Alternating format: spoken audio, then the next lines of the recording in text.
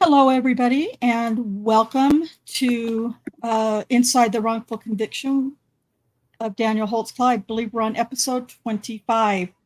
Um, so, welcome to the channel, and where we share facts and some of our theories on this case, the state of Oklahoma versus Daniel K. Holtzclaw. Today, we're diving back into the trial transcripts. Last week, we read the direct examination of Detective Rocky Gregory as related to accuser Tabitha Barnes' allegations. If you missed it, you can find a link in the description of this video, and also all of these are in a playlist on my channel. And today we're going to jump right back into the transcripts with the cross-examination. And at this time, I just want to welcome everyone in the chat and say hello to Kay and Susan. Jack and Cherie will be late tonight, so some of us will be pulling some double duty reading. And this is going to be a long one again, so we're going to go ahead and get started.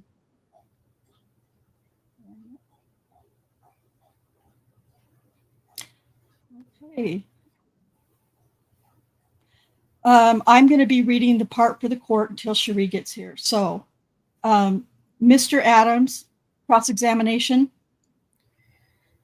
Detective Gregory, would you agree with me that there are 3 significant events in regard with Tabitha Barnes? Yes. And dates that we're kind of focused in on? Yes, sir. The first date would have been back in February the 27th of 2014? Yes. Okay. And again, the first time you ever visited with Tabitha was in mid-August of 2014, correct? Yes. And again, that's after what we've talked about, how y'all compiled the list, went back and attempted to locate people.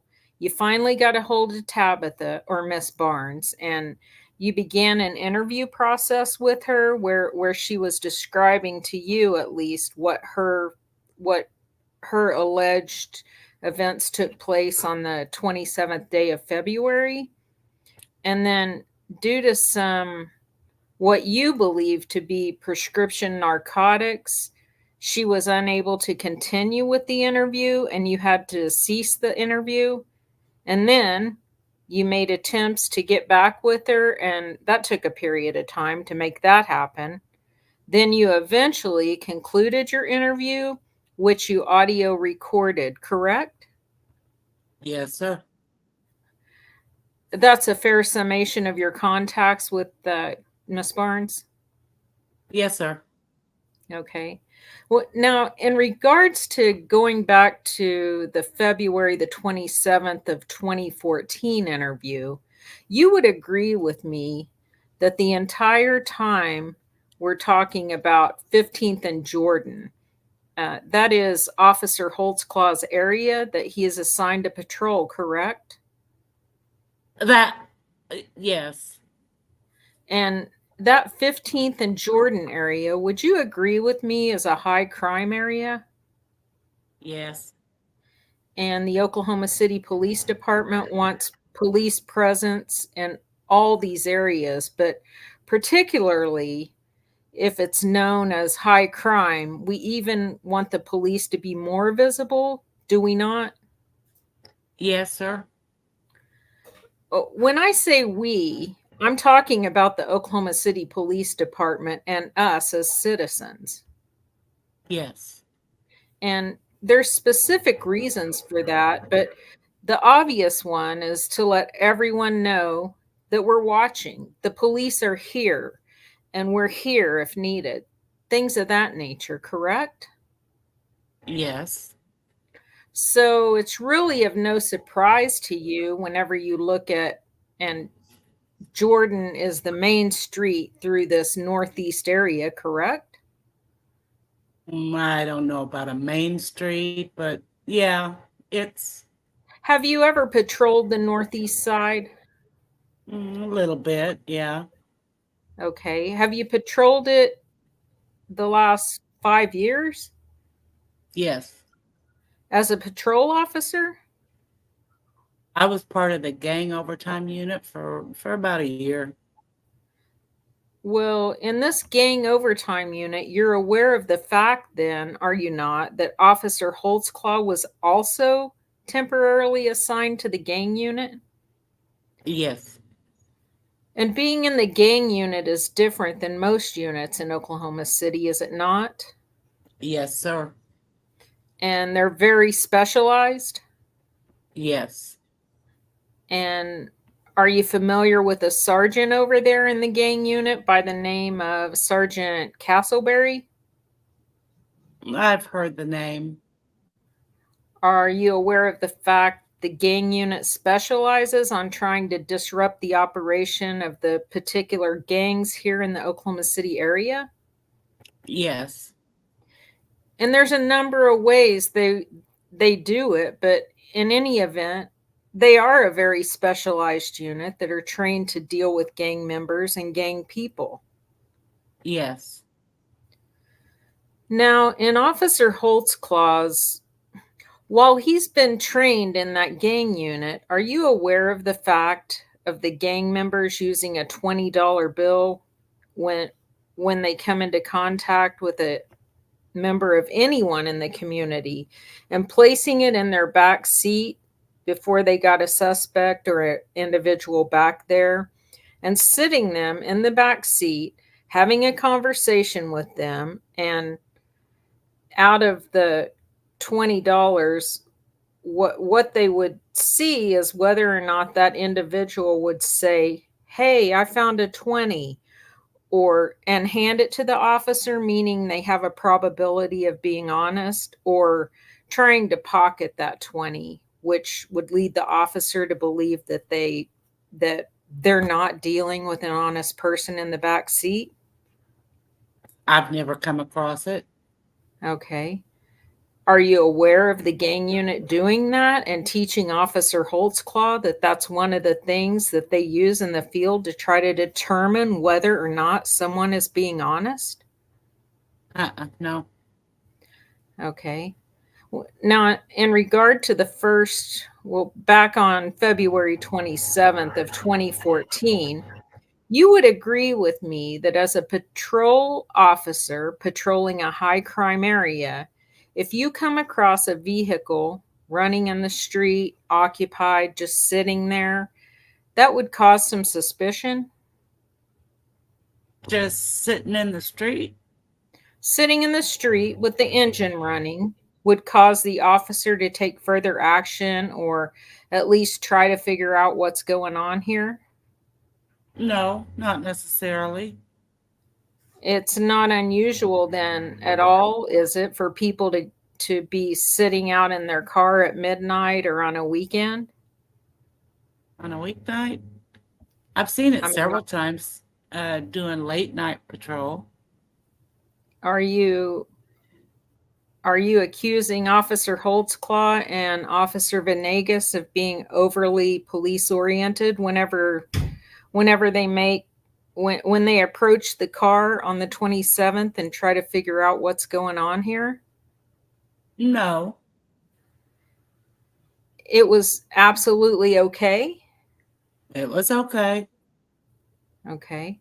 And what do you know for a and what you do know for a fact is that Venegas took one of the subjects, Miss Cooper, and visited with her while Officer Holtzclaw was visiting with Miss Barnes, correct? Yes. Also be a fair statement to say that during your investigation, you were unable to locate any third party whatsoever of any nature that would say that they ever witnessed Officer Holtzclaw do anything inappropriate. That's correct. Then what happens? We jump forward to March the 25th of 2014, correct? Yes. And the very first thing we hear from Officer Holtzclaw on March, and again, just to kind of get things in perspective, we know for a fact that in late February of 2014, Miss Barnes' house was burglarized. Yes. And we've heard about the guy running down the street with the microwave and all those things. That's what we're talking about. Yes. And eventually a number of officers responded to that call, correct? Correct. Back in late February of 14, shortly after after Officer Holtzclaw's first contact with Miss Barnes, That's correct. and they apprehended the suspect, or he was already apprehended, but they took him into custody, correct? Yes. And you heard Miss Barnes testify that she pulled some female aside and told her she had warrants. Repeat that. Do you recall Tabitha Barnes testifying that she pulled some female officer aside in her kitchen during this burglary call to let them know that she had some warrants? I don't recall that one. But we know for a fact that she did have warrants. Yes. We know for a fact that Officer Holtzclaw had run her the day previous and found out she did have warrants. Yes. And it's within the officer's discretion on warrants such as that. When I say warrants here, we're talking about traffic warrants, correct? Yes. And it's within the officer's discretion to release that individual in the field if they choose to, and do just as Officer Holtzclaw did, was to tell her, get these tickets taken care of. Yes. That's not unusual. Nope. Happens every day. Yes. Okay.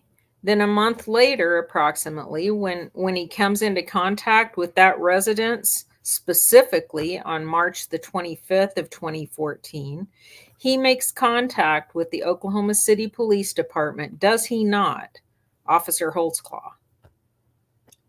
Say that one more time. Officer Holtzclaw, upon coming up on 15th and Jordan, he's the one that makes contact with the dispatch, correct? Yes. And he says a couple of things. First, he says that it's a drug house, correct? Yes. And you've heard Miss Barnes' testimony in this courtroom as of Thursday and Friday. Would you agree with me that it was a drug house? That there was drugs in the house? Well, you heard her testify that people would bring drugs over to her house, and sometimes she would use them and sometimes she wouldn't, but they would use drugs. Yes, sir. And that could certainly constitute a drug house, could it not? Yes. It's certainly illegal too, is it not? Yeah. So Officer Holtzclaw calls into dispatch and says, I'm at a suspected drug house, correct? Yes. And secondly, he says, the door is wide open. Yes. Okay. As a patrol officer patrolling in his area, if he notices, number one, what he suspects to be a drug house, and number two, an open door to that drug house, and number three, knowing it had previously been burglarized 30 days ago, he is totally what you would expect him to approach that house, would you not? Yes, I guess. And that specifically, we know for a fact that that's what he did. He called it in as a drug house. He said the door's wide open and he went up to the door, correct? Yes. Then Officer Holtzclaw, after he enters he supposedly went in there with his flashlight, announcing himself as police when he runs into Mr. Williams, correct? Mr. Giger, facts not in evidence, Your Honor. The court. All right, if you know, you can answer. I'm not aware that he announced himself. Are you aware of the fact that he ran into Mr. Williams inside that home? Yes. And Mr. Williams is a registered sex offender that we talked about, correct? Correct. You would agree with me that it's not up to Officer Holtzclaw to register a sex offender. That's up to the offender, correct? Yes. Officer Holtzclaw is a patrol officer here in Oklahoma City, has zero responsibility to make sure that that person is registered, correct? Well, he does have some discretion in reference to making reports. So he does, yes. Well, you would agree with me that Mr. Williams is the one who's responsible for all the things that go along with being a registered sex offender, including, but limited to, notifying the Oklahoma City Police Department on a frequent basis of where he resides. Yes. You would agree with me that back on March the 25th of 2014, that Officer Holtzclaw would not have that information of where Mr. Williams is saying he lives and does not live. Outside of asking him questions and things like that, no. If he didn't ask questions, no. Well, but in any event, we know that Officer Holtzclaw called, well, he ran a Varuna check on him, correct? Yes. And the Varuna check said that he's a registered sex offender, correct? Yes. And at the time that all these events are taking place, we know for a fact, at least from Miss Barnes' testimony, that she's not there and the kids aren't there, correct? That's correct. And so legally, most importantly, Officer Holtzclaw really had nothing there's nothing he could do to Terry Williams at that point, correct? As far as arrest or anything? Yes. That's correct. As far as arrest. That's correct. But when he called it in, he made a record that Terry Williams was there, correct? And he ran his name. He didn't make a record. He made no report. So all these records that have been introduced, you don't call any of those records? It's a record that he ran them. It's not a record that, like, actual police report documenting that he was there. He certainly didn't try to hide it in any way, did he? No. Okay. Well, in any event, and what you've learned is that he supposedly told Mr. Williams, you shouldn't be here, and I'm going to harass you and run you every time I see you, correct? Mr. Giger, objection, Your Honor. Facts not in evidence. The court. All right, do you know? Repeat the question. Did Officer Holtzclaw supposedly tell Mr. Williams back on March 25th of 2014, you shouldn't be here, and if I see you around here, I'm going to continue to harass you and run you? That's the way I understand, yes. Basically telling him, you're not welcome in this neighborhood. Yes. You would agree with me that you would agree with me that at no time did the sex crime division, which you're in, ever get involved in investigating Mr. Williams of whether or not he's where he's supposed to be. Oh, That's a separate unit, but no, we did not. Okay. And from all indications, it appears that Officer Holtzclaw followed through on his promise, correct? Yes. That he appeared to be watching out for Mr. Williams in that neighborhood, correct? Yes. Okay. Now, another significant event that you said that was significant to you was on that 25th day of March 2014 that he did again run, that he went ahead and ran Miss Barnes again and found out that she had those unpaid warrants, correct? Yes. And you thought it was significant now that 30 days had passed that he was aware that she had warrants. And again, she hadn't taken care of them and he didn't take her into custody. Yes. And that is a significant fact to you, is it not? Yes. Okay. Today is November the 16th of 2015. Yes. You've had multiple contacts with Miss Barnes, correct? Yes. Tell the jury how many times you've placed her under arrest for those warrants. None. Okay. Are those warrants that Officer Holtzclaw was aware of back in February of 2014? Are they still active?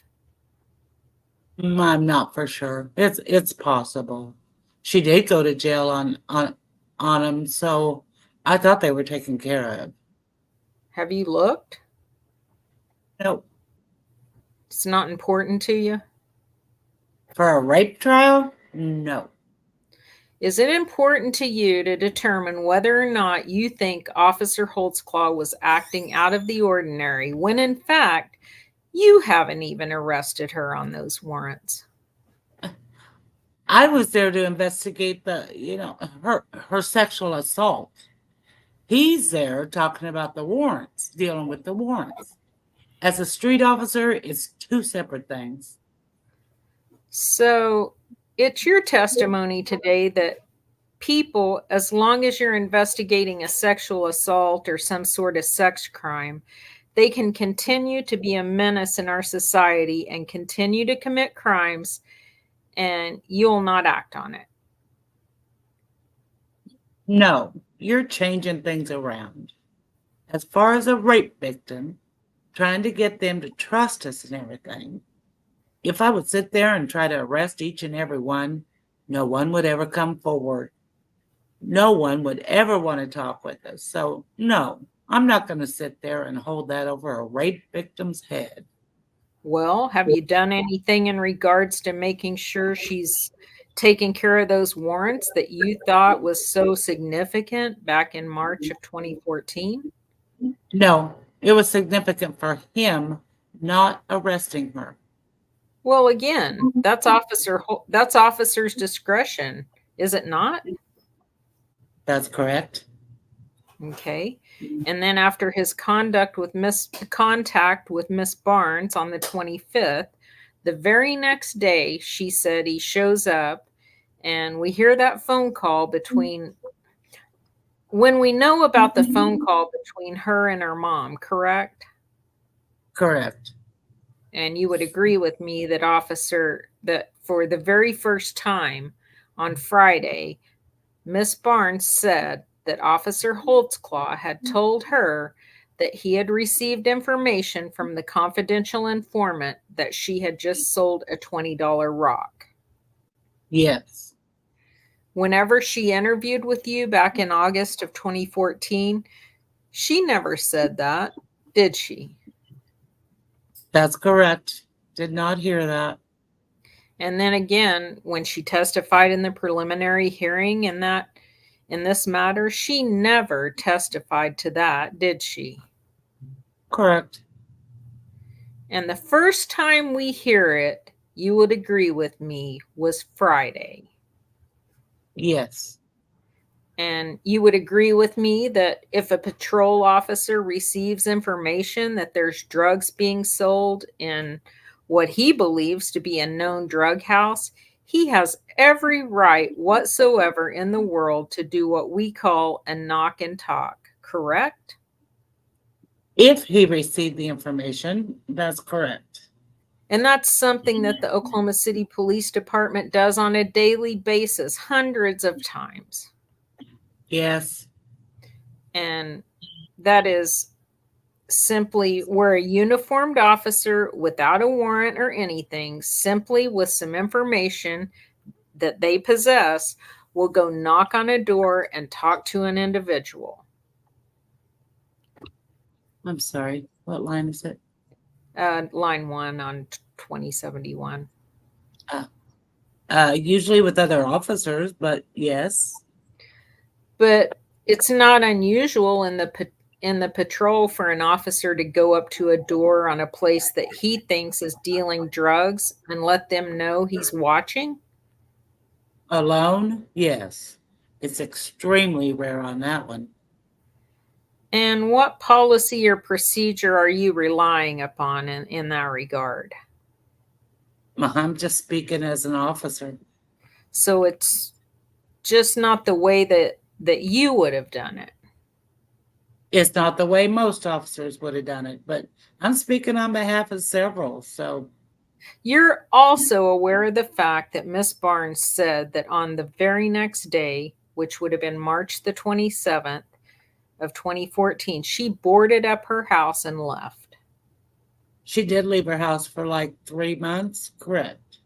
She said that she left her house for 3 months and went to Texas and stayed with her mother, correct? Yes. Have you been able to substantiate or corroborate that? As far as her leaving?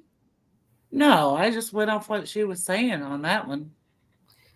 Now, you also testified that whenever Officer Holtzclaw first came into contact with Terry Williams and learned that he was a registered sex offender, that there would need to be some further investigation, correct? Could be. That further investigation certainly wouldn't be done by a patrol officer. It'd be done by a detective, correct? That's correct. And in this particular case, you know what part of the investigation? You know that part of the investigation, if there ever was one conducted, would be whether or not Mr. Williams had the ability to be staying or living, excuse me, at Miss Barnes' house, correct? That's correct. You would agree with me that in all the records that you've reviewed, that Mr. Williams was reporting to the Oklahoma City police officer that he was living somewhere other than Miss Barnes' house. Correct. So he wasn't telling the truth, correct? He wasn't telling the truth in reference to where he was living. That's correct. Well, you also saw, or you know for a fact, that Mr. Williams has been arrested at least 7 times for failing to register as a registered sex offender. I don't recall that one.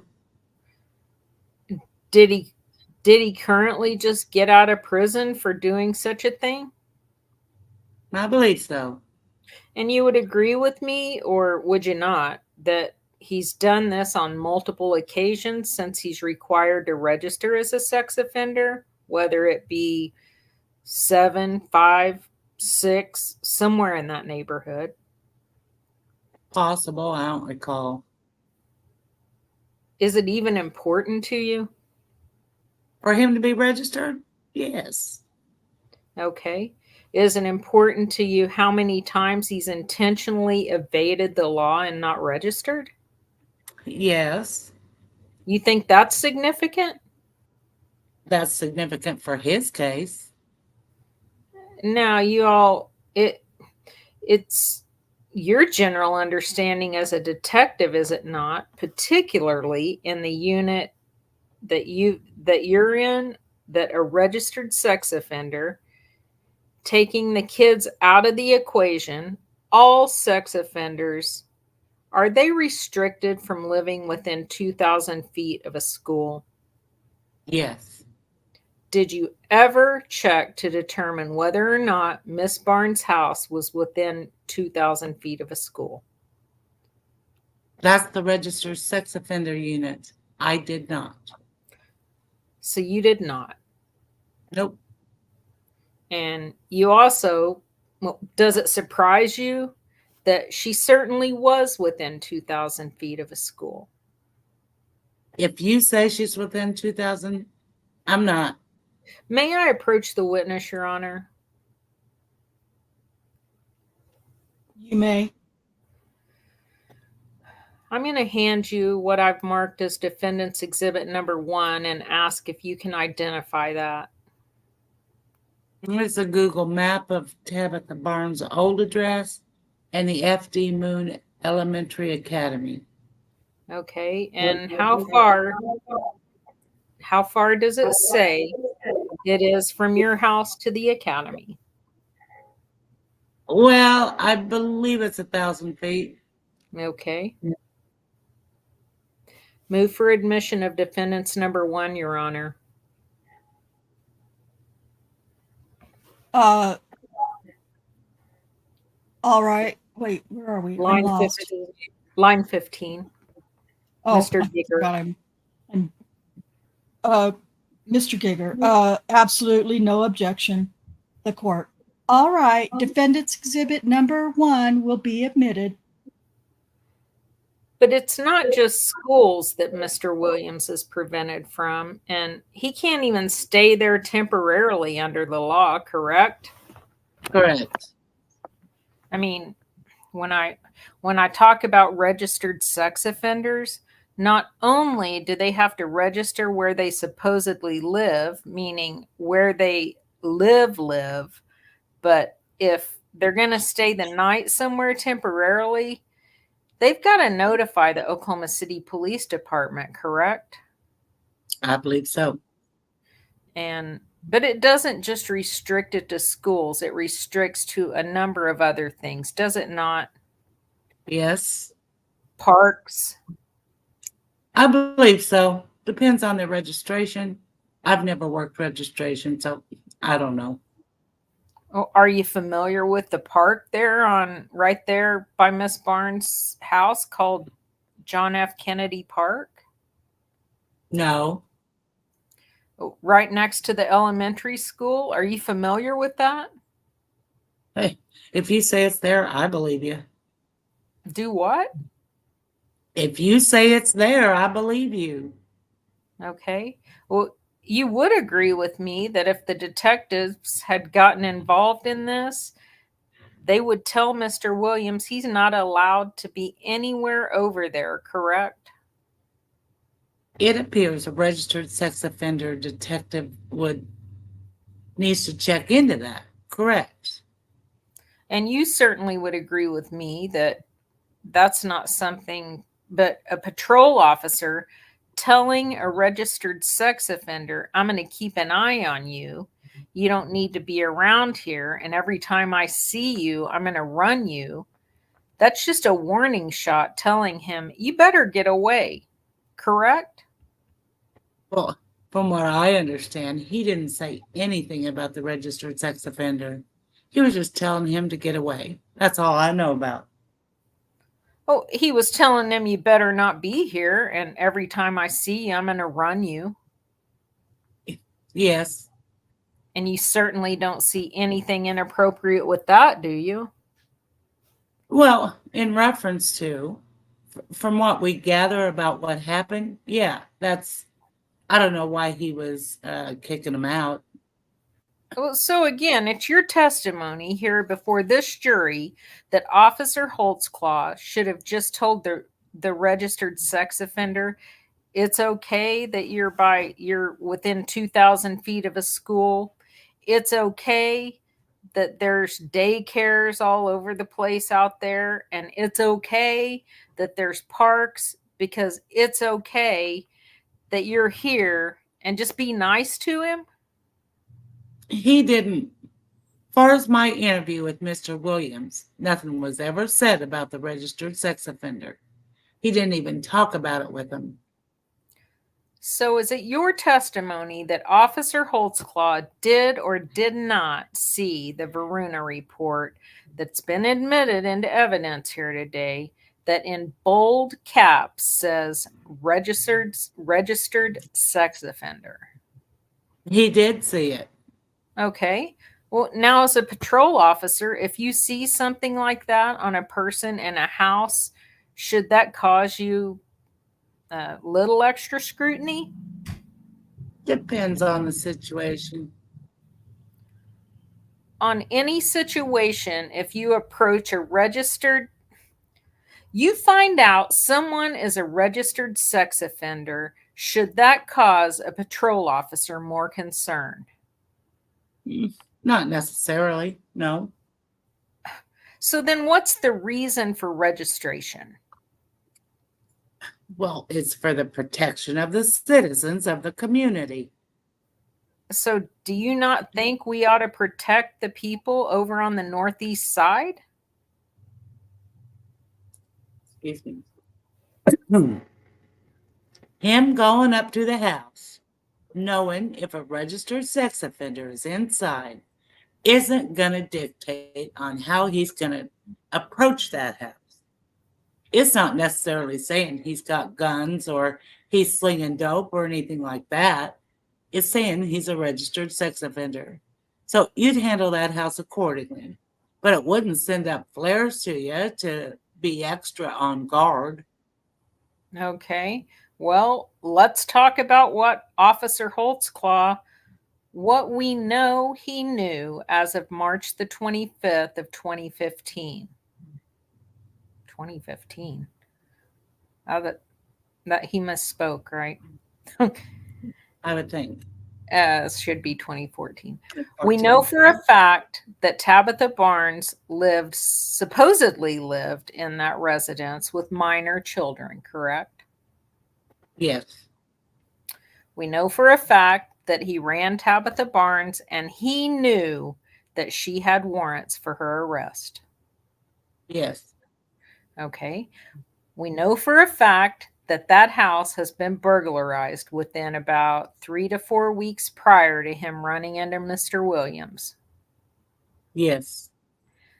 We know for a fact that that door was kicked in and the jamb was broken. Yes. We know for a fact that when Officer Holtzclaw rolled up on that house on March the 25th of 2014, that he says that it's a drug house. So he believes that, or at least we assume that he does, correct? Yes, he did say that. We also know for a fact that on March the 25th of 2014, that he says, Officer Holtzclaw says the door is open. Sorry, give me the line. Line 20. That's what Officer Holtzclaw said. Yes. We know for a fact that he came into contact with Mr. Williams on that day, and for a fact, we know that on the Varuna report, it says he's a registered sex offender. Yes. With all those facts in mind, again, Officer Holtzclaw shouldn't been concerned or raised his radar in regards to Mr. Williams, correct? Well, from the facts that we know, as far as my investigation in reference to the sexual assault report and the stalking of Tabitha Barnes, no, that doesn't quite add up. Well, in regard to sexual assault, you're talking about, you didn't learn about that until the alleged sexual assault until April the 14th of 2014, correct? Until April. You never talked to Tabitha Barnes until August. August, yes. Of 14, correct? That's correct. So she never made those allegations prior to that, correct? No, she did not. So you also testified on direct remember the discussion you had with Mr. Giger regarding Florence Matthews and Tabitha Barnes? Yes. You said that you weren't able to find any information where they even knew each other, correct? I didn't know any information in regard to them talking about these cases or anything like that. No. I don't know. You've become aware of the fact that Miss Matthews has spent the night over at Miss Barnes' house, correct? Yes. Why didn't you just tell the jury that? I was trying to answer your question. Okay, well, do you think they know each other if they're spending the night with each other? Yeah. So, do I just need to ask the question precisely? Is that what you're saying? Mr. Giger, argumentative, the court. All right, rephrase your question. Is there a reason you didn't just tell the jury that you have come into information that Florence Matthews and Tabitha Barnes had spent the night together at 15th and Jordan, so you know that they know each other? Is there a reason you just didn't tell them that? Nope. I answered the question. The question is, did you, during this investigation, come under any information that they knew each other? No, I didn't. Now, in regard to Tabitha Barnes, there's also been a recording introduced here. That is the recording from the 27th of February, March the 25th, and March the 26th, correct? Yes. Would you agree with me that nowhere in any of that recording can you determine Officer Holtzclaw is doing anything inappropriate other than just advising dispatch of what he's up to? Correct. And AVL matches up with that. Yes. Okay. And when we hear all these call signs and code words and everything that Officer Holtzclaw is doing, you would expect a patrol officer to do, correct? Yes. May I have just one moment, Your Honor?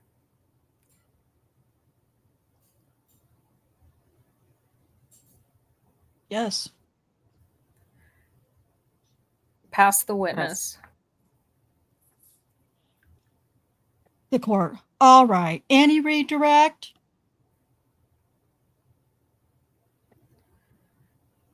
Do you want me to? Do you want me to switch? Yeah. Do you want to switch over to? Is that okay? Okay. Is that okay? Yeah, that's fine. Okay. Thanks. Detective Gregory, you heard when Mr. Adams began his cross-examination, he asked you a series of questions about how we want OCPD to be visible in high crime areas. Do you remember that? That's correct. We want the police there, is that what he asked you, correct? Yes.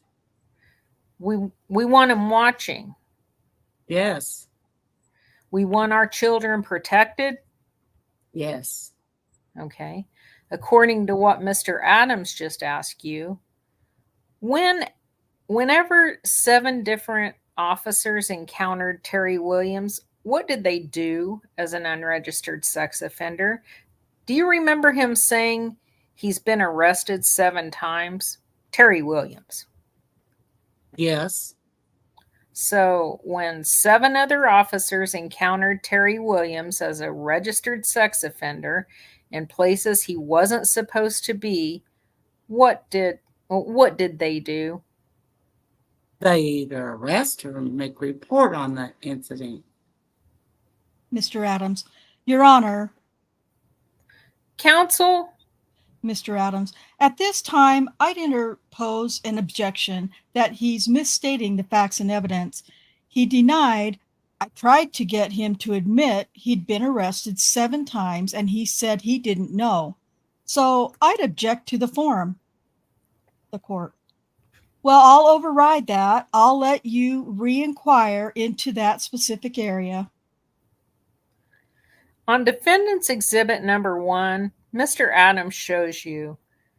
Mr. Adams puts up this map showing Moon Elementary School and a location they drew over showing 1530 Northeast 15th Street, correct? Yes. This is Officer Holtzclaw's area, isn't it? Counsel asked you. Yes. Counsel's very familiar with this area because this is the area he patrols, and that's why he's driving up and down these streets every day, right? Yes. Do you think that Officer Holtzclaw would know that Moon Middle School's very close to Miss Barnes' house? Yes. Mr. Adams. Object, Your Honor. I just object to the form as leading. The court. All right, I'll sustain the objection as to the form of the question. Do we want police officers to know where children are in relation to drug houses? Yes. Do we want police officers to know children are close to where a sex offender might be staying? Yes.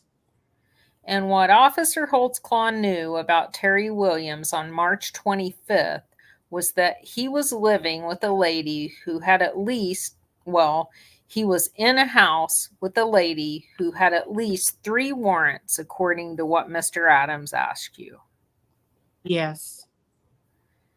Did he know that he was a sex offender? Yeah, he pulled it up. Varuna had told him that, correct? Yep. Mr. Adams indicated that they must have had some conversation about that, correct? Yes. Okay. Did he know that this was a house that had been burglarized? Yes. Did he know that this was a house on at least 2 occasions he called in, calling it a drug house? Yes. Mr. Adams. Your Honor, which I just object to the form. It's all leading. The court. Overruled. And did you know, in fact, that now he's come in contact with Mr. Williams, and Mr. Williams is not registered as a sex offender? Yes. Okay. And what did Officer Holtzclaw do to protect the citizens and the children of Northeast Oklahoma City whenever he learned all that information?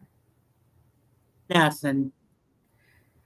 As a detective, how is it that a case gets, remember Mr. Adams asked you several questions about have you or has a detective with OCPD ever investigated Mr. Williams being at 1530 Northeast 15th Street? No. Well, remember him talking to you, and I think you said something about the failure, the registration unit, correct? Correct. I'm sorry, I'm stuttering a little bit. What's the registration unit in Oklahoma City Police Department? Well, we have a specific unit that watches over all registered sex offenders.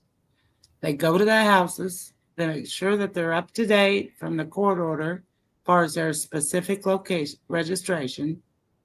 They take in visits by the sex offenders as a whole unit that specifies just with them. It's all they do. It is a unit. Is it a unit similar to the sex crimes division that if they believe there's a violation or an offender living somewhere that they shouldn't be or hanging out too close to a school or too close to a park, that they investigate that? Yes. As with all the units in OCPD, How is it that the detectives usually get involved in cases? Mr. Adams. Judge, I object to the hypothetical. The court. Overruled. Officers Officers may. make reports, Oh, sorry. and then the reports are sent on to the Investigation Bureau. In a case like this, where a patrol officer has learned a lot of information that Mr. Adams asked you about Mr. Williams living in a place with kids and a drug house and all this, whose responsibility would it be to tell the detectives, hey, there's something going on at 1530 Northeast Jordan that you guys need to look at? The officer who comes across that information. And did Officer Holtzclaw do that? No.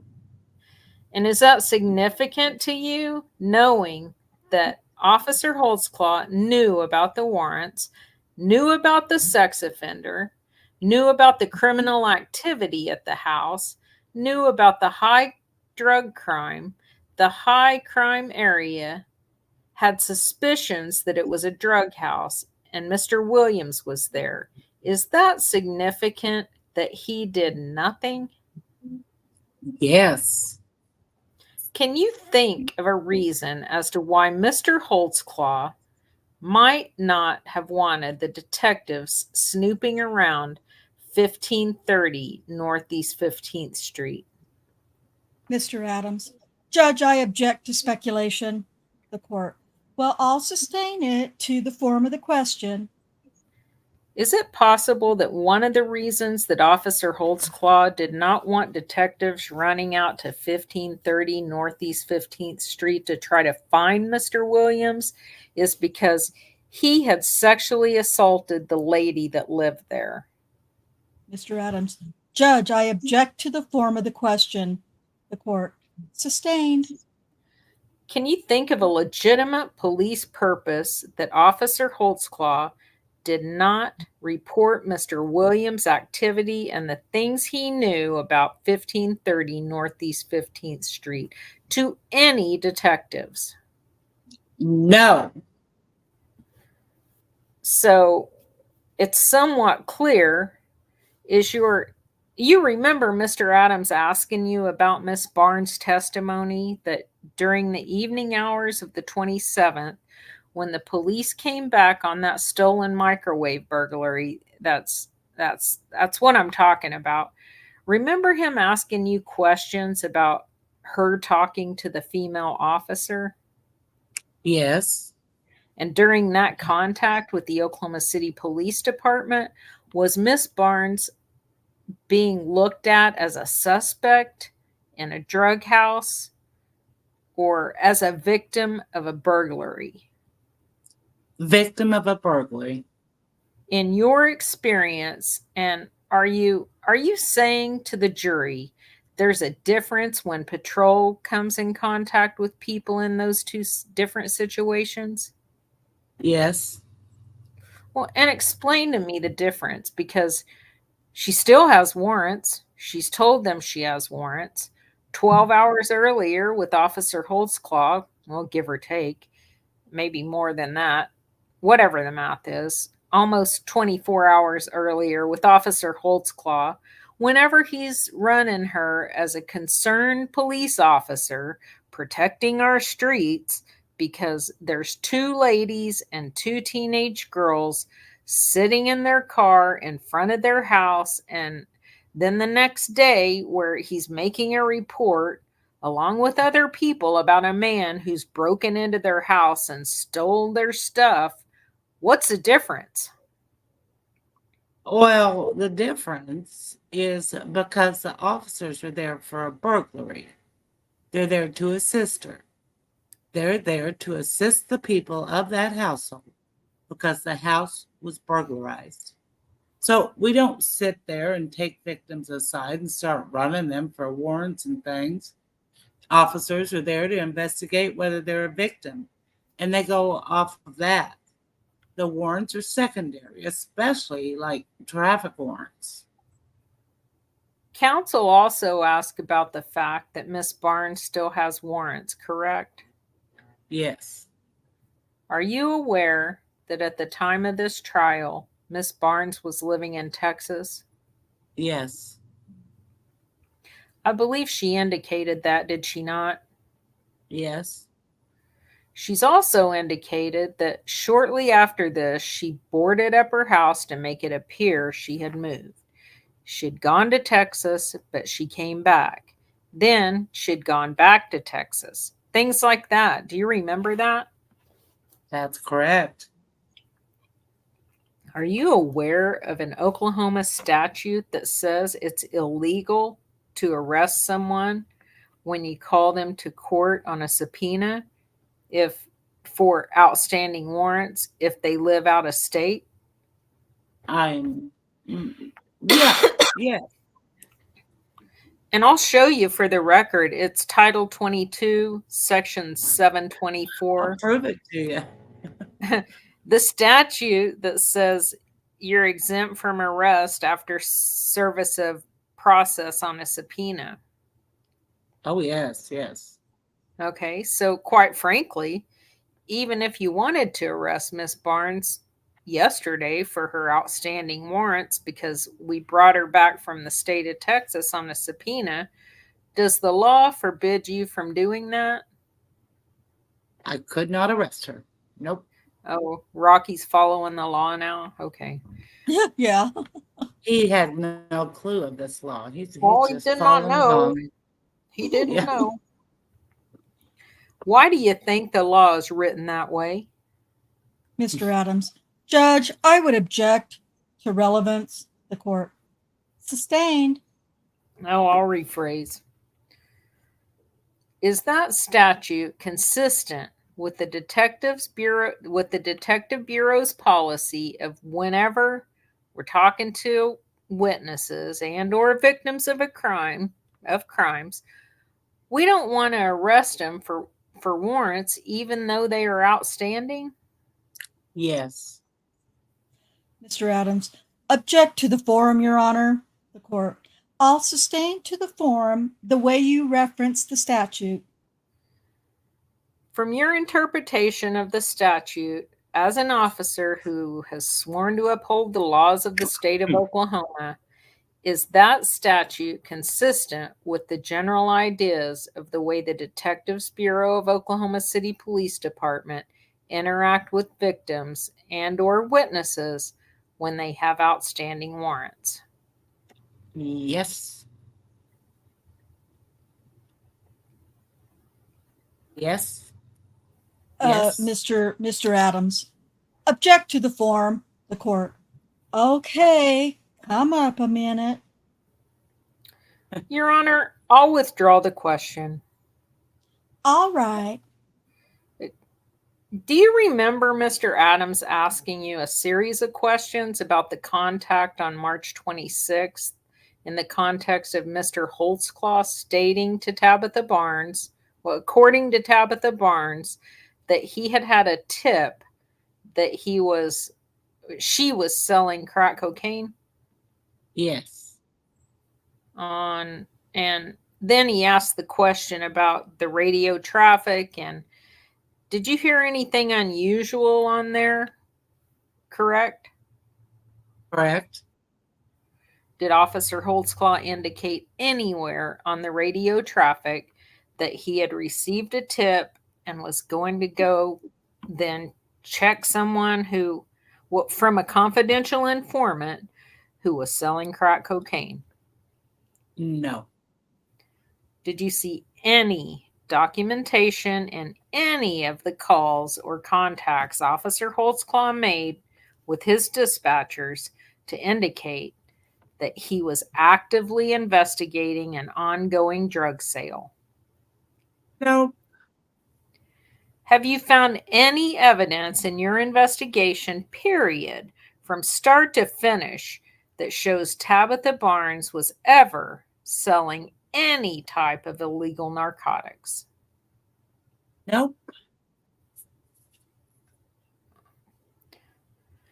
As a patrol officer, do you think it would be important in your experience to make reports that if drugs are being sold within 1,000 feet of one of our elementary schools, it gets documented somewhere. Yes. In your investigations, did you ever find Officer Holtzclaw filled out a field interview card indicating that I have suspicions that Tabitha Barnes is selling rock cocaine from a confidential informant? No. Is that the type of stuff that would be included in field interview cards in your experience? Even if whenever he made the contact with Tabitha Barnes, he didn't have enough evidence to arrest her? Yes. Before Mr. Adams objects to the form of the question, there's also they're just basing this accusation that he said that to her about a confidential informant off of what Tabitha Barnes said at some point. And I think it wasn't until preliminary that she actually even said that. But that's all they have. So there's no evidence. It's hard to. I don't know. Yeah, I don't know what Daniel said about that. Yeah, because maybe at some point it's impossible to talk to him about it because everything's recorded. Yeah, yeah. But that's I just want to put that out there to those listening. There's just because Tabitha Barnes says he said that only during her preliminary and then trial testimony doesn't mean that Daniel actually said that to her at the door. So I just wanted to say that. The court overruled. You can answer.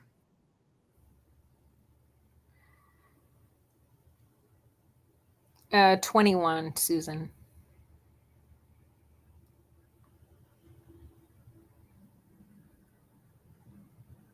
Did we lose Susan? We can't hear you, Susan, if you're talking. She's muted. I'm sorry. I was muted. Yes. Because we want our officers patrolling out there and protecting children, don't we? Yes.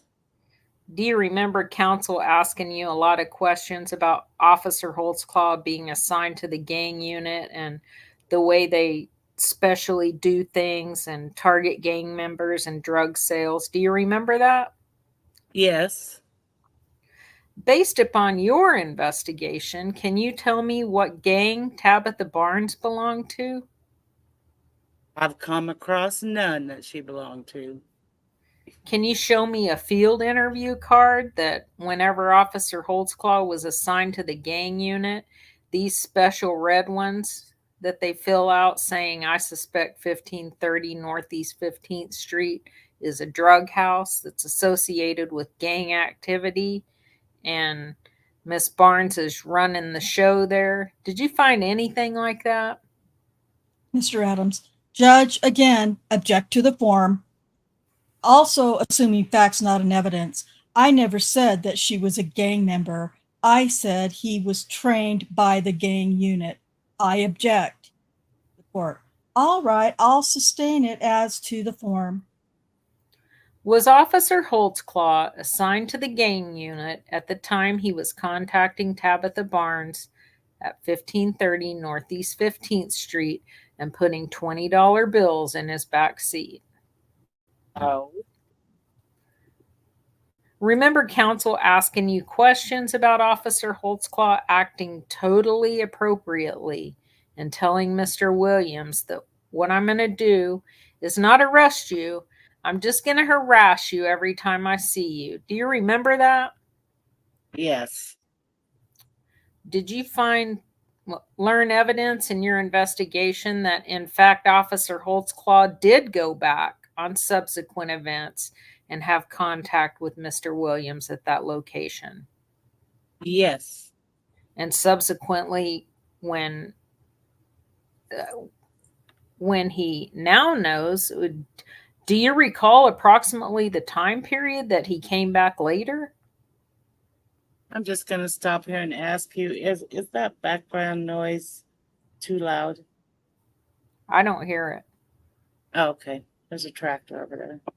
Okay. No, I don't hear anything. You're good. Oh, good. Okay. Line 14? Line Or 12. 8? 12. Oh, April 8th is the date.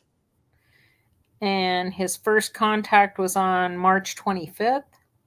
Yes. And on that, that's the day that Officer Holtzclaw said, I don't want to see you around here anymore. You better not be around this house because I'm concerned about what's going on. Right?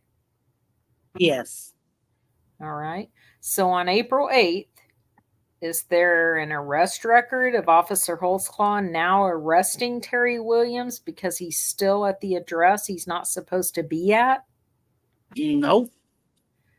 On April 8th, did you find a report made in the Varuna system where Officer Holtzclaw says, I came in contact with this individual on March 25th, and because I wanted to give him a break and yet protect my community, I told him not to be here anymore. I don't want to find you here anymore. Mr. Adams, judge again, object to the form. The court. Sustained. Did you find any reports made by Officer Holtzclaw documenting his contact with Terry Williams? No. Did he get a case number in Varuna? Nope. Did he call the detectives? Nope.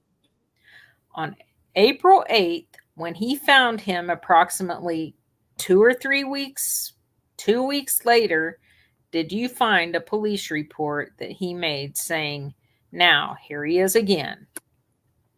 No. Did you find a field interview card where he said, I've contacted him twice in this location and told him not to be here? Nope. Did he arrest him? Nope. Did he, in fact, hassle him? Yes. Approach, Your Honor. Yes. Judge, at this point, I'd like to introduce the exhibits that initially you said that a relevant nexus had not been established yet for the April 8th contact with Terry Williams. And I would like permission to introduce those exhibits at this point. I don't know that I officially offered them. I think that I don't remember. Scott, do you remember if you objected at the time? I did. I object. Okay, so I should have left them up here. I have them on my desk.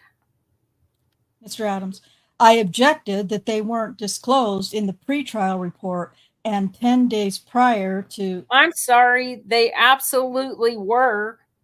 They've been part of this investigation from the beginning, and I can find the discovery receipts to show it. Not those, the April 8th ones. I'm talking about those. We do have the other ones.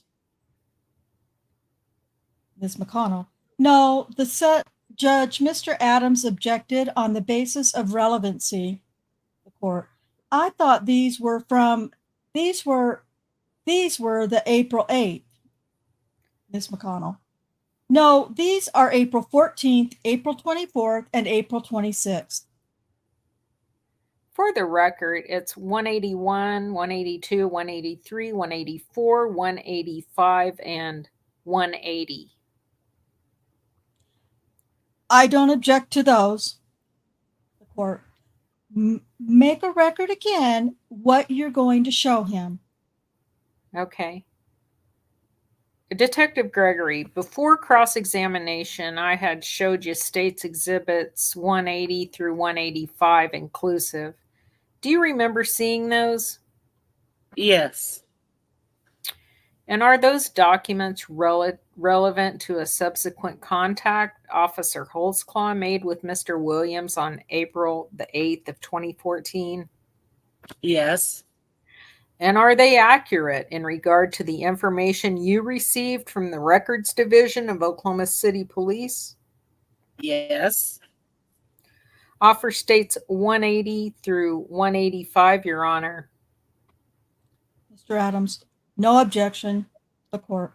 All right, States Exhibit number 180, 181, 182, 183, 184, and 185 will be admitted.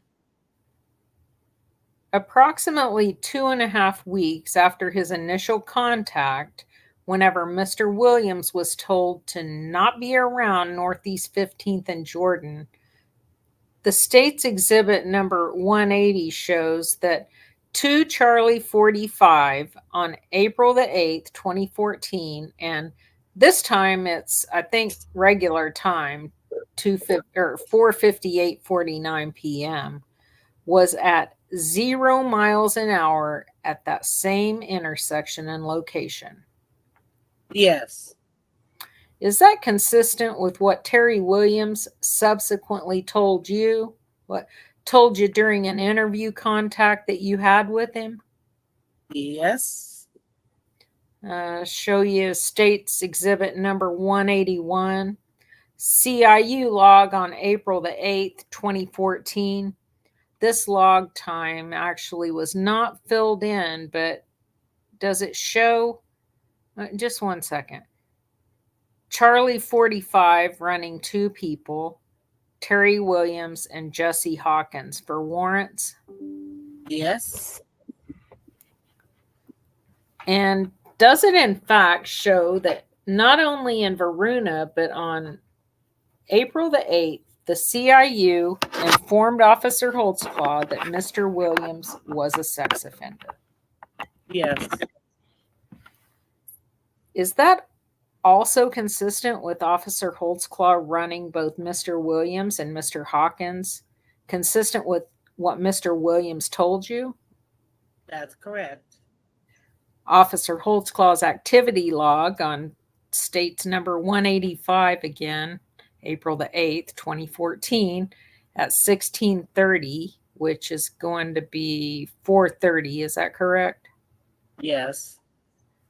To 1700, which is 5 o'clock. Basically a 30-minute. Does it show that he's out on subjects at 15th and Jordan? Yes. Does it show that he was run by DH 1782 Officer Holtzclaw from his terminal in his police car on April 8th at 4:51 in the afternoon? Yes. The lineup, States 184, shows Officer Holtzclaw was on duty that day. That's correct. The CAD call puts him at 16:39, which is 4:39:41. Shows him at 15th and Jordan, correct? Yes. From 4:39:41 until 5:00:28, correct? Correct. This time, whenever that call was closed, you see the name of a dispatcher, do you not? Yes. Does that appear that the dispatcher closed the call instead of Officer Holtzclaw hitting the button in his car? Correct. So on April the 8th of 2014, does it appear that Officer Holtzclaw, again, came in contact with Mr. Williams? Yes. Was that significant to you in your investigation? Yes. Why? Because Mr. Williams informed me that Officer Holtzclaw told him if he ever sees him around that house or area again, he would harass him. Again, he stopped him on that location. And we know that the computer database for CAD generated a call, an incident saying that it happened. Yes. We know that CIU was contacted and he was in fact ran and told that he was a sex offender. Yes. We also know that Officer Holtzclaw logged it to get points on his activity log, that he was out on subject and doing police work, correct? Yes. But even after going to the effort of getting credit for stopping him at 15th and Jordan, did he actually make an arrest of Mr. Williams for violation of the law? Nope. And even though he claimed getting points and credit for being out there and being a good police officer and being active, did he call a detective and say, "I've found this guy twice at this location with kids living in the house and too close to the school"? Not that I'm aware of. Nope. And the fact that he did not do those things, is that significant to you in this investigation? Yes. Why? Because we've established that Mr. Williams is a registered sex offender. He's over at this house with a bunch of kids.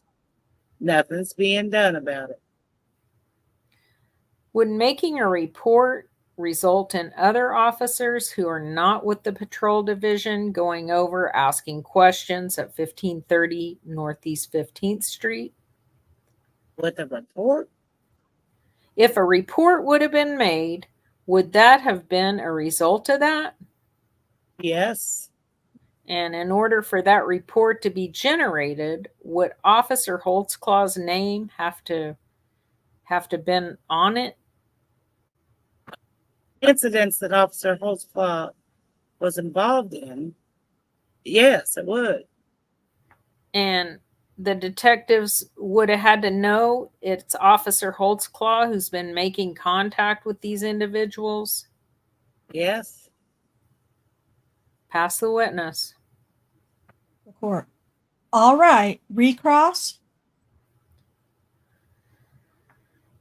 We're talking about specifically the incident that happened on 4/8/14, April the 8th of 2014, wherein Officer Holtzclaw came in contact with Mr. Williams. Do you recall that? Yes. We've introduced about 8 pages of documents here showing that, in fact, Officer Holtzclaw did come in contact with Mr. Williams on April the 8th of 2014. Yes. And after introducing all these records that exist, it's your testimony that it was his duty at that point in time, and correct me if I'm wrong, to notify a detective that kids were living in that residence. And a registered sex offender was there. Yes. Yes. And this is again April the 8th of 2014. Yes. But you would agree with me that as of April the 8th of 2014, Miss Barnes has boarded up the house and she's moved to Texas, correct? From what I gathered, I'm kind of unclear of when she actually left. Why? Because she's a liar? Oh, wait, it doesn't say that. She testified under oath in front of this jury that she moved on March 27th, or the very next day on March the 28th. She boarded her house up, moved to Texas. Did she not? She did say that.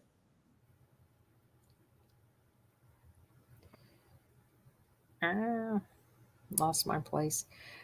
Yeah. So then there was no kids living there at 15th and Jordan at that time, correct? Pursuant to her testimony? I'm not for sure who was there at that time. You stated you also found it unusual that Officer Holtzclaw didn't place Mr. Williams under arrest on April the 8th, 2014. He caught some points for coming into contact with him, but he didn't catch any points by placing him under arrest. Do you remember that? Yes. Well, truth is, there's nothing he could have placed him under arrest for because he didn't even find him in the house, did he? That's correct. He was out wandering around on the street when Officer Holtzclaw approached him. I don't think he was on the street.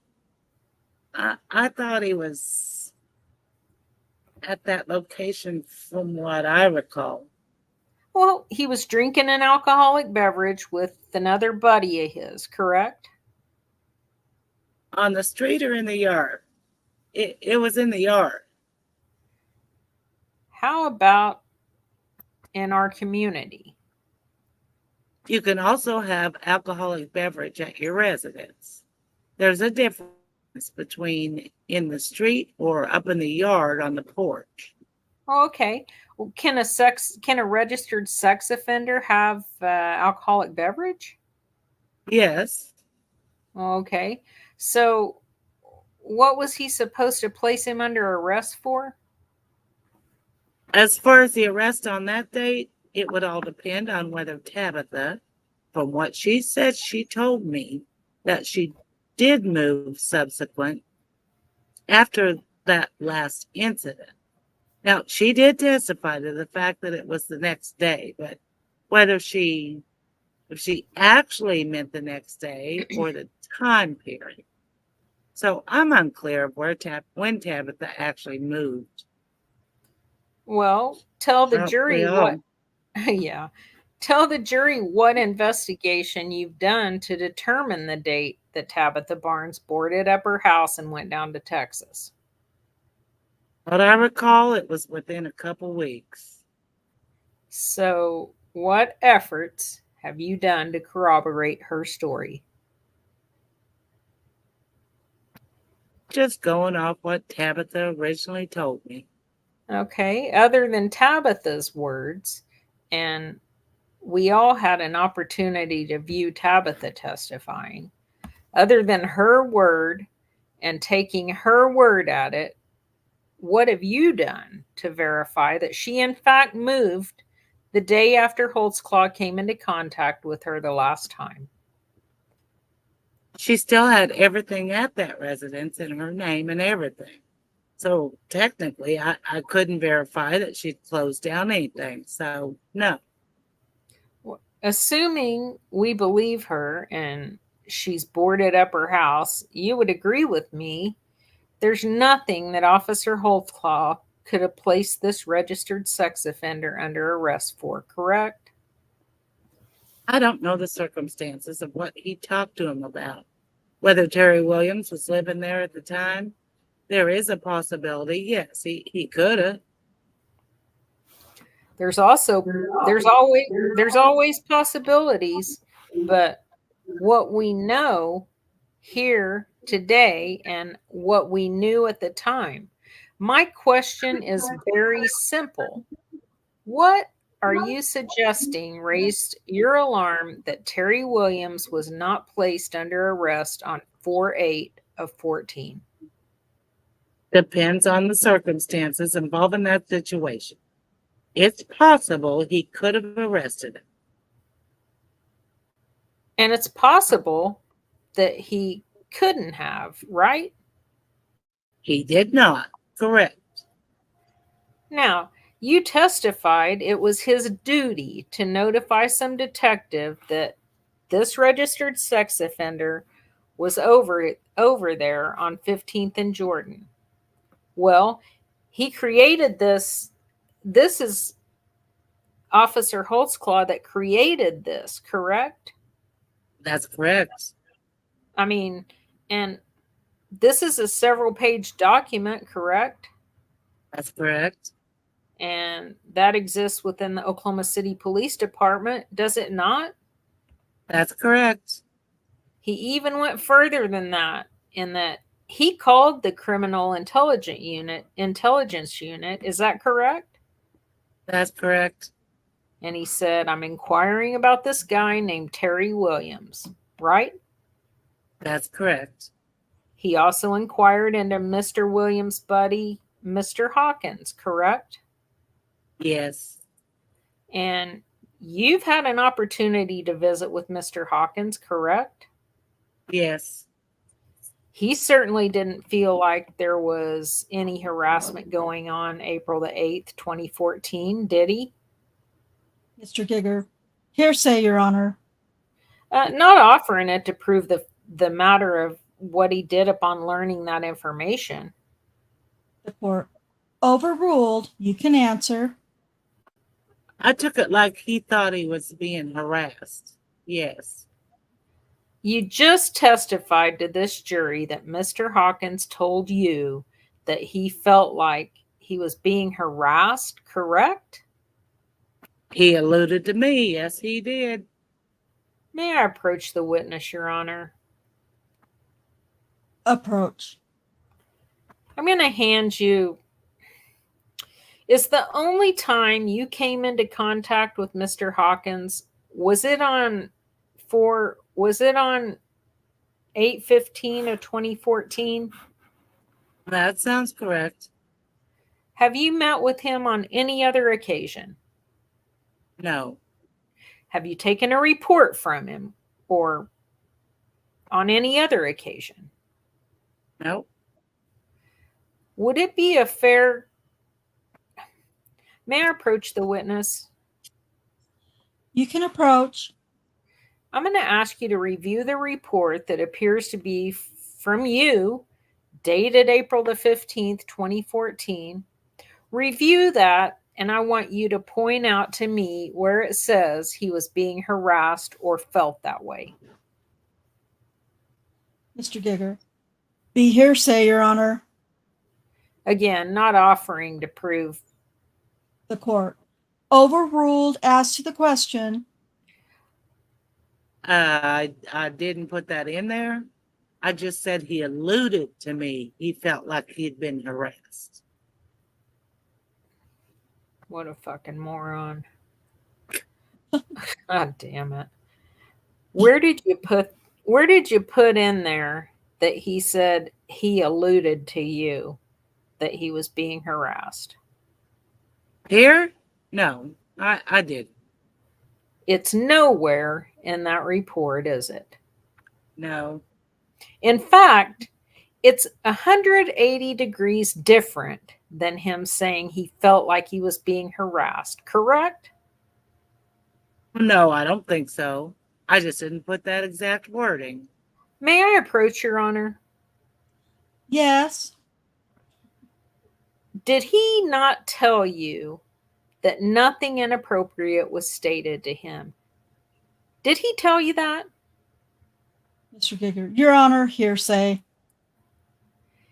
He just said that he didn't put it in there, that he was harassed, but he felt that way. The court. Come up. All right. Your objection is hearsay? Yes, yes, sir. Did he tell you this? That's hearsay. He said that he told him he felt like he was being harassed. He clearly didn't say anything like that in his report. In fact, and I said he told you 180 degrees different, trying to stay away from hearsay, and he said no.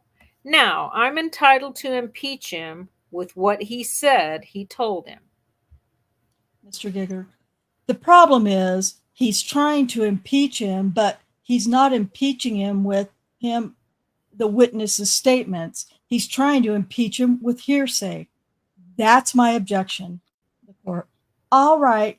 You can ask a leading question. You can't read the report to him. Okay.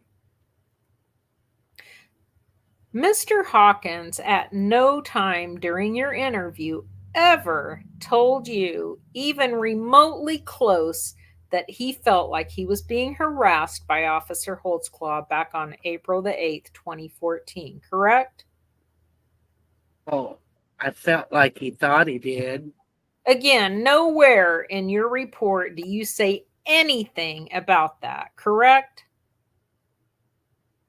That's correct. And again, in your report, you specifically state that he didn't feel like there was anything wrong with what Officer Holtzclaw did, correct? Well, he talks about nothing was said inappropriate, but there was a conversation about Terry Williams and talking about harassment and things. Okay. That that he actually witnessed that? No, that he didn't. He was just he was advising me that my whole reason for making contact with him is to verify that he was there when he was harassing Terry Williams, things of that nature. When he was harassing Terry Williams. So you actually knew that he was there because Officer Holtzclaw had called in CIU on him to determine whether or not he was clear, correct? Correct. So you knew he was there. Yes. Okay. And he didn't tell you anything about any harassing by Officer Holtzclaw that he witnessed at all. Yeah, he did not use the term harass. No. Well, he didn't even use words anywhere close to that. He witnessed anything inappropriate. Inappropriate was my terminology. He did not tell you that he witnessed anything inappropriate between Officer Holtzclaw and Mr. Williams, correct? At that time, correct. Well, you've said you've never talked to him again. Was there another time? At that time, I'm agreeing with you. Well, my question is very simple. Was there another time you talked to Mr. Hawkins? No. So, on the 8th, after when he run the Varuna, and now we've determined there's nothing that he could have placed him under arrest for. We know on Officer Holtzclaw's activity card that he put down on there, I came into contact with an individual, correct? And we know that he did that. Yes.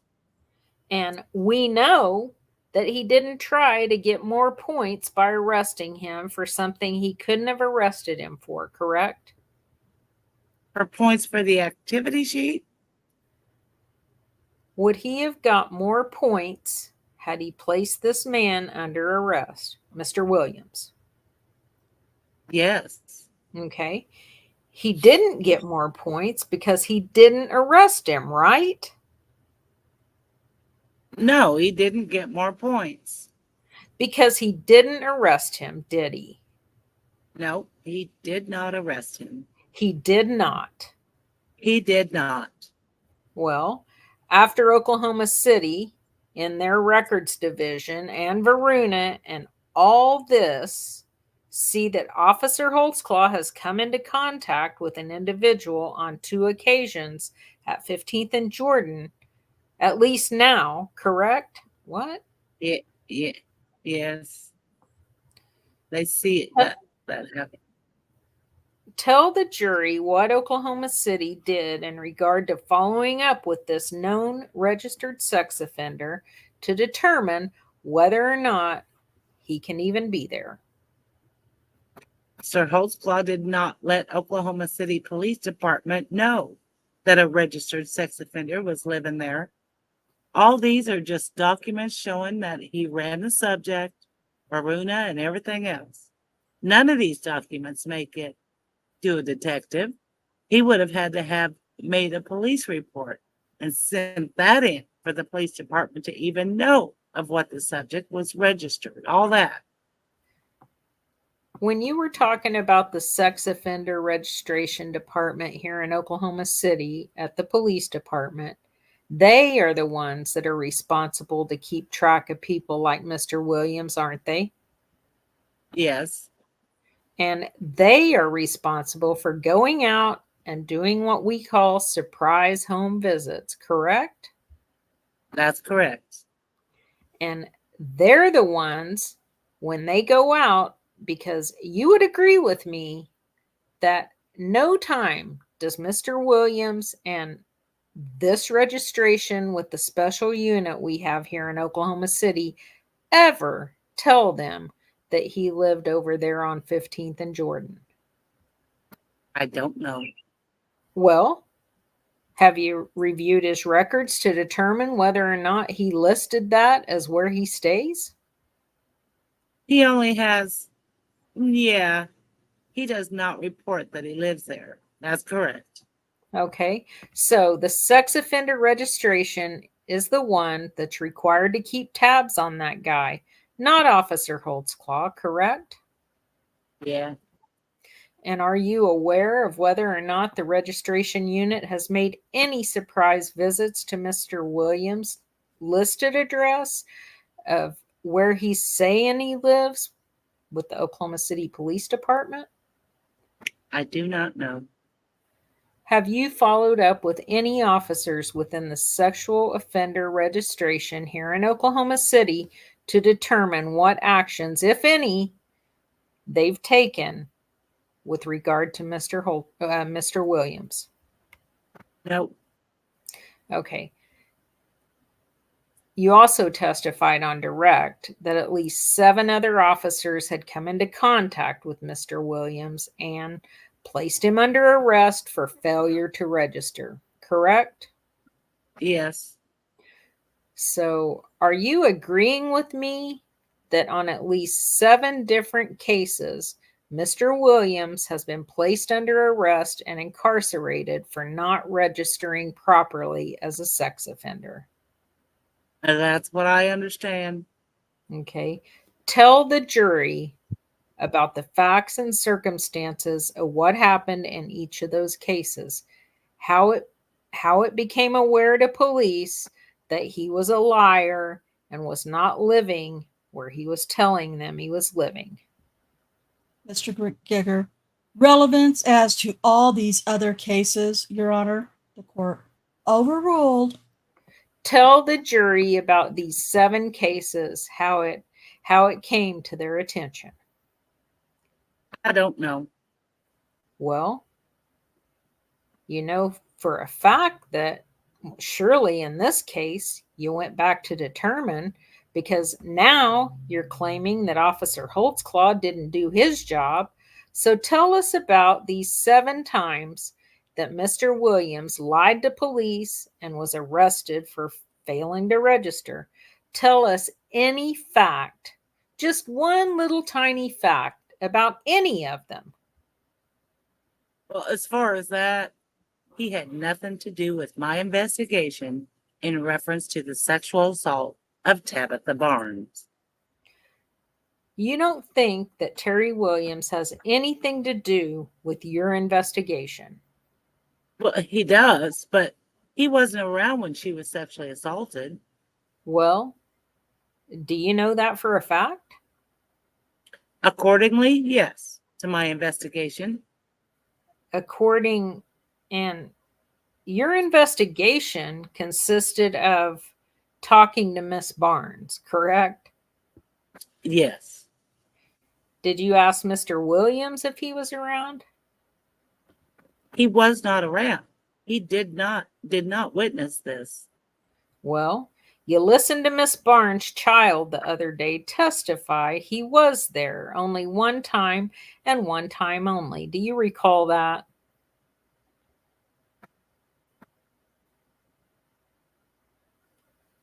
Right on the page to flip. It's 22. Line 22. I believe so. Yes. And you listened to Miss Barnes saying he stayed there quite often, every other day, correct? I believe so. Big difference. Well, from a child to an adult, yeah, there's going to be some difference. Yeah. Well, okay. So we have the adult saying every other day. We have a child saying one time only, correct? That's correct. So Mr. Williams would know how many times he stayed over there at Tabitha Barnes' residence, correct?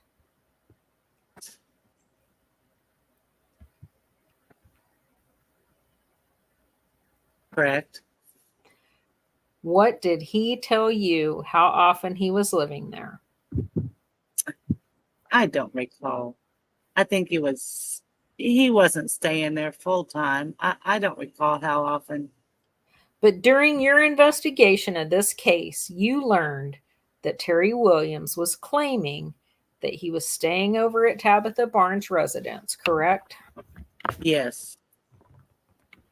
Tell the jury about the report that you made to the sex offender registration people about him being a liar and living somewhere other than what he's told. When I came in contact with Terry wasn't staying over there. They were on again, off again. So by the time I became involved, Terry was staying in a different location. Well, did you ever contact the sexual offender registration people and tell them, hey, Mr. Williams is a registered sex offender. We've got absolute hardcore proof that he was staying over at Miss Barnes' house, and he doesn't list that anywhere on the records with us. Y'all need to take a look at this. Did you ever tell them that? That would have been several months prior. It's when Officer Holtzclaw came in contact with him. That was current. Several months had passed by the time I even came across Terry Williams. So the answer is no, you did nothing. No, You're agreeing with me? I'm agreeing. Pass the witness. The court. Final word? I do, Your Honor, briefly. Do you remember Mr. Williams asking you, is it the detective? Oh, yeah, I'm sorry. Do you remember Mr. Adams asking you, is it the detectives and the sex offender registration unit's responsibility to go and find people to make sure they're at the address they say they're at? Yes. Whenever someone comes in and registers, that person, the offender, tells the registration unit where they're living.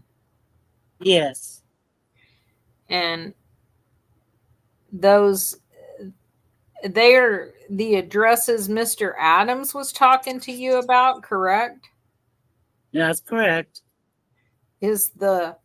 Are the detectives in the registration unit dependent upon patrol officers who come in contact with individuals at other locations? Are they dependent on those officers giving them the information in order for they can do their jobs? Oh, yes. Mr. Adams. Object to the form. The court. Overruled. Yes. Did you say yes? Yes. So again, the fact that, were you in the courtroom whenever the dispatcher testified about how many hundreds of calls they get every night to run someone in CIU? Yes. Beginning of the trial? Yes. And the purpose of this log is to not document a police report, but just to assist in saying an officer called in and... Mr. Adams. Again, Your Honor. Object to the form. The court. Sustained. Okay. You tell us what this is for then. Do these go to the detective, and why do those dispatchers fill these out? They do not go to the detective at all. It's for their own record. Is that the same for Varuna, or is it different? Nope, it's exact same. Okay.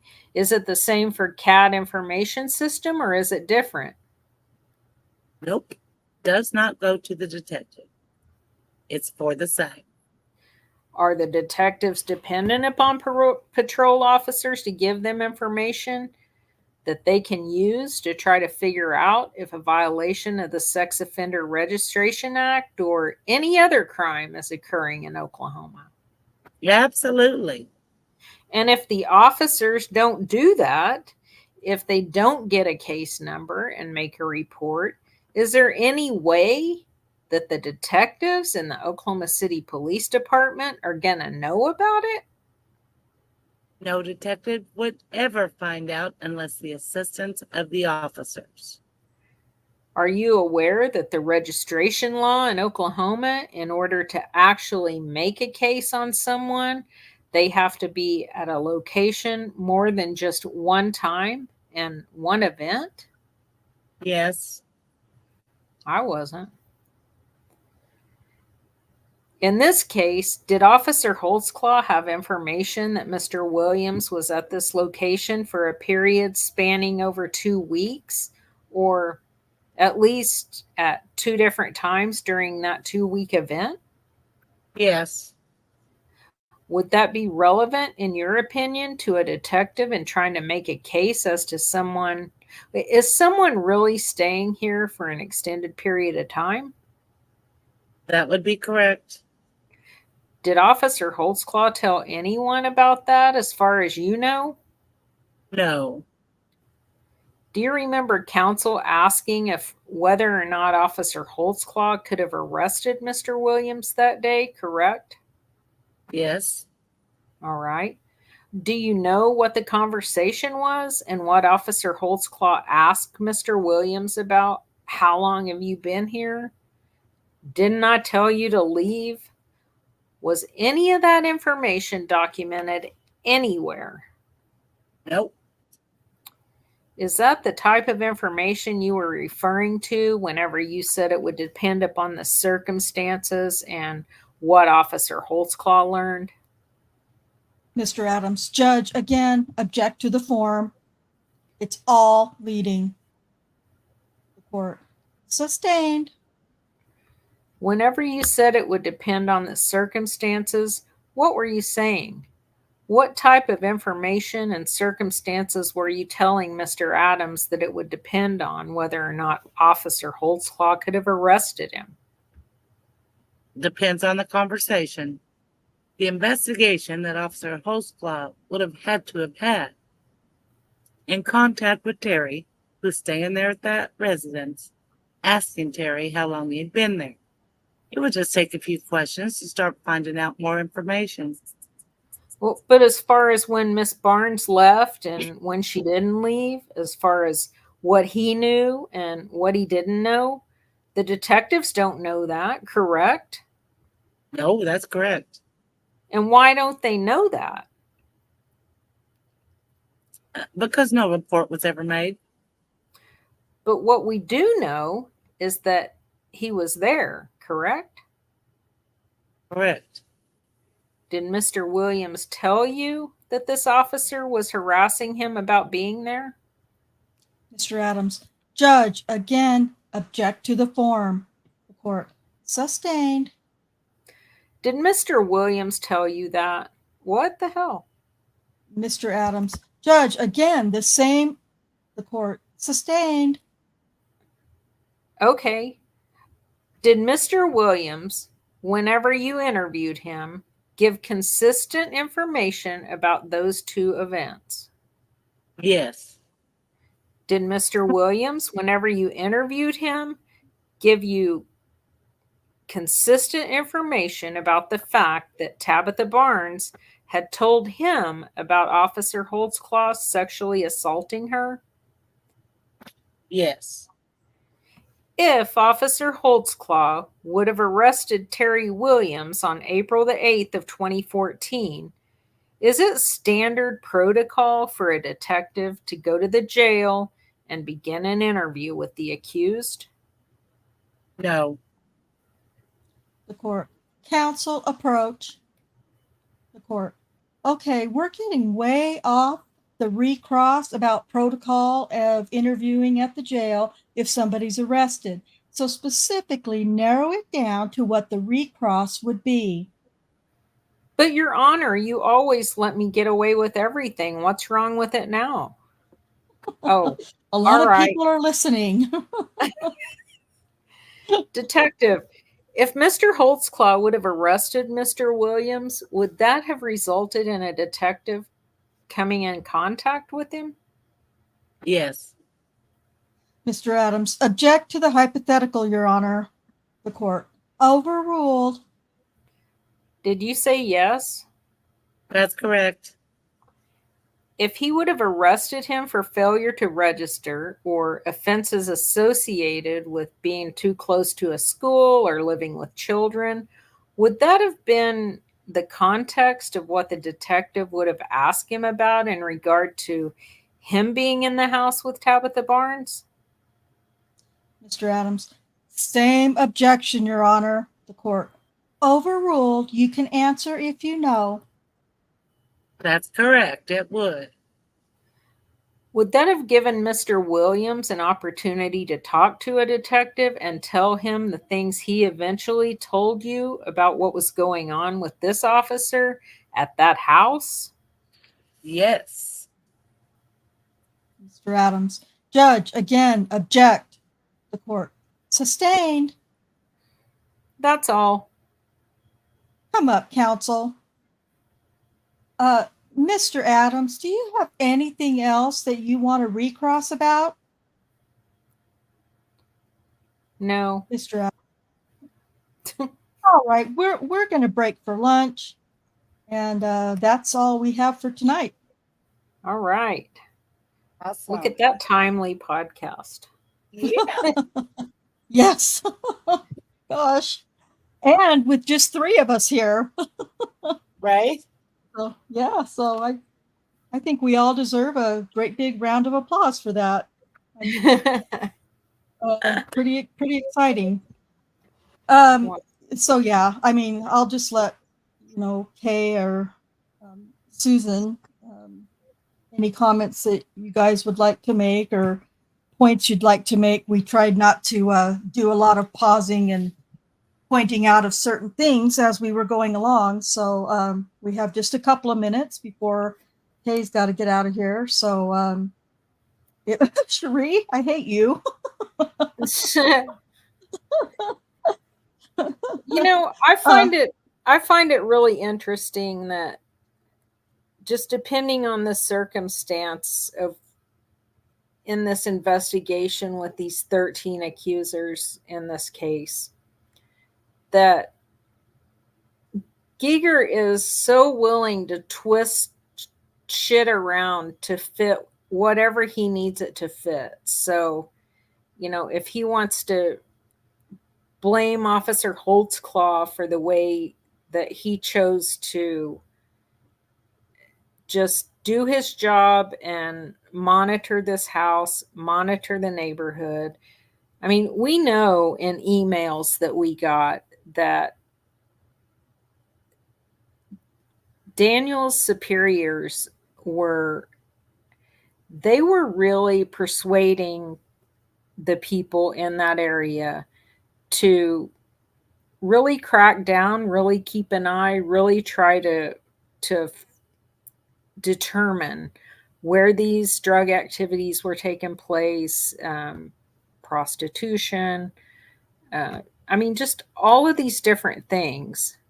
But in court, they almost, they want to demonize Daniel for doing the job the way they trained him to do it. They're acting like every other officer just walks the line and reads the policy book and goes by policy, when in fact, Rocky Gregory and Kim Davis both said in depositions, you're making a lot bigger deal out of this policy manual than it really is. We don't really go by policy. That's a freaking quote from Kim Davis. That kind of crap. Yeah. Really, Go ahead. on recross there, Rocky basically admitted that Daniel did everything right on that call, just as he should have. Well, he only did that because he's stupid and he Right, wasn't paying attention to the question. He did that. I mean, Yeah. But yeah, and for instance, Rocky Gregory talking about going by the book, when he goes out to track these women down, I'm trying to think which accuser he was trying to make contact with. I think it ended up being one of the women on the no list, but the resident of the house, the lady who was his mom or his aunt or something, she wasn't cooperating with Rocky, and he gets upset with her and is being aggressive with her. So her nephew or son or whatever, as Rocky put it, puffed up against him, basically defending his mom or his aunt. What does Gregory do? He puts him in handcuffs. Yeah. Oh my word. Because he puffed up against me, is what he said. So yeah, Rocky's a real rule follower. I mean, Oklahoma City doesn't train their officers to follow the rules, from what I've seen since I got involved in this case, and from reading a bunch of emails from the Oklahoma City Police Department. They put on a public face, they say a bunch of shit that they think the people want to hear in the community, and then they do the total opposite behind the scenes. That's something that absolutely needs to change with the Oklahoma City Police Department, is how they train their officers. They get these young kids, they train them, they want to do the job correctly, and so they follow their training, which is not the way they should even be trained. I mean, I'm sorry. These Terry stops and these knock and talks, that's bullshit. That's bullshit to train your officers to do that. Yeah, that seems like it's violating some rights there. Anyway, that's my rant.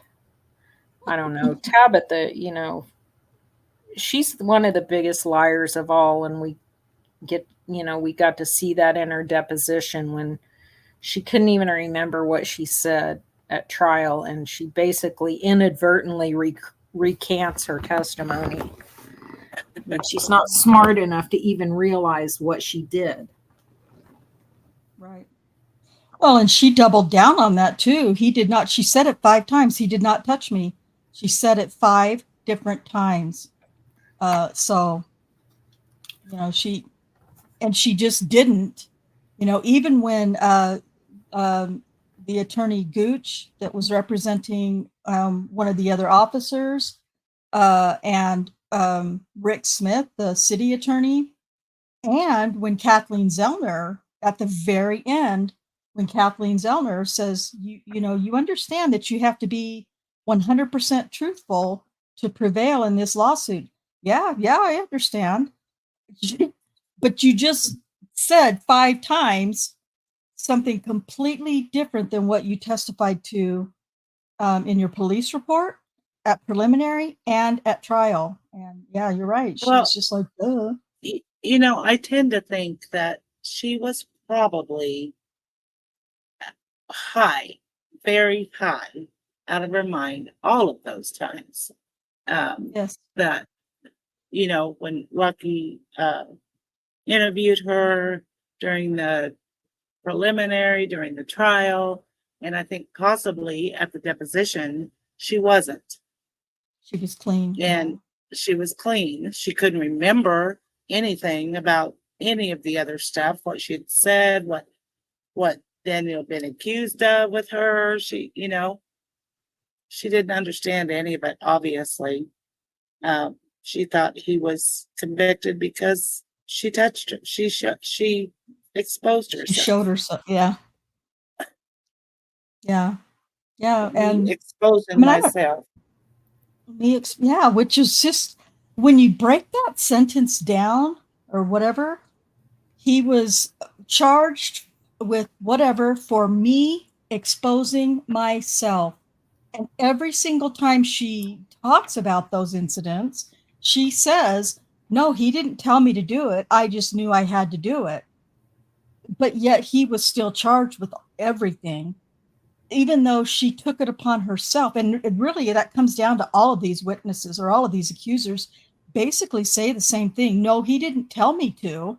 He didn't tell me I had to expose my breasts, or he didn't tell me to, whatever the thing They was. all Most know. of them say, They all yeah, know the routine. they all Yeah. just know the routine.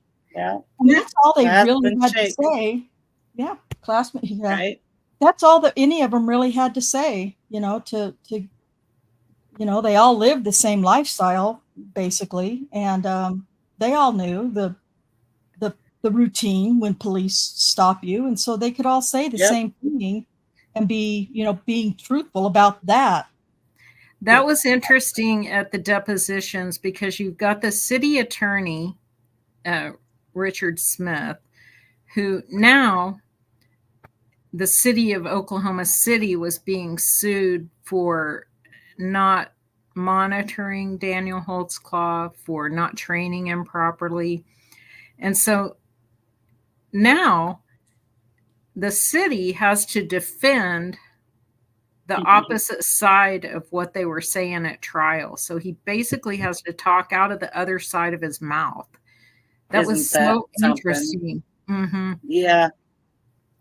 It was so interesting to watch them try to do that without giving Holtzclaw too much evidence for an appeal. And it's really, really obvious in just that little 2.5 minute clip that we have. Very evident that if you don't know any better, you don't know that Richard Smith is actually, really accusing Daniel Holtzclaw, because he sounds like when he's talking back to Tabitha, do you realize that, he was accused of and sentenced to X amount of years for these charges, and you're now, so if you didn't know any better, you would think he was testifying for Holtzclaw in that position, but it's because of like what Kay says. He says, so you lied. And she says, what you mean? And he says, so you lied when you testified at trial? I lied about what? Yeah. You said Officer Holtzclaw touched you. He didn't touch me. me. He didn't touch me. He did not touch me. He never touched me. Yeah. He had to defend Daniel in that moment, which I'm sure was really he was probably hard. choking. Yeah, he was probably choking on his words. And I think what Tabitha understood at that deposition, the one thing that she understood, that if she lied, she wasn't going to be in the money. And Kathleen Zellner comes in right after and says, Miss Barnes, you understand that in order to prevail in this civil suit, that you have to tell the truth here today? And she says, yeah. And she says, and you've everything you've said here today was the truth. She's pinning her down so she can't get out of that. Yep. And that's the very end of the deposition. The very end. If you guys want to see, I've been doing a lot of work. I've been trying anyway. I have so far all of the episodes that we've done on Tabitha Barnes, I have in a playlist. And at the very beginning of that playlist, and I think I've got them in chronological order of when the episode actually occurred, hopefully. But at the very beginning of that playlist, I have that video so that you can go back and watch it and listen to it, because it's, it's so, and I put that in the chat for everybody too, so that it's easy to grab while you're here. But anyway, yeah, it's just, and I don't even know that she was necessarily clean at the time of the deposition. I think she had been given some time to clean up a little bit, because she but she did seem a lot cleaner and spoke a lot clearer and made a lot more sense, certainly, than she did at trial. So, you know, so, okay. So that kind of wraps up Tabitha Barnes, but her case is so impactful and so, I don't know the word, Important. just so important. Yeah, for sure. And I think we've spent a lot of time trying to untwist it and break it all down for you.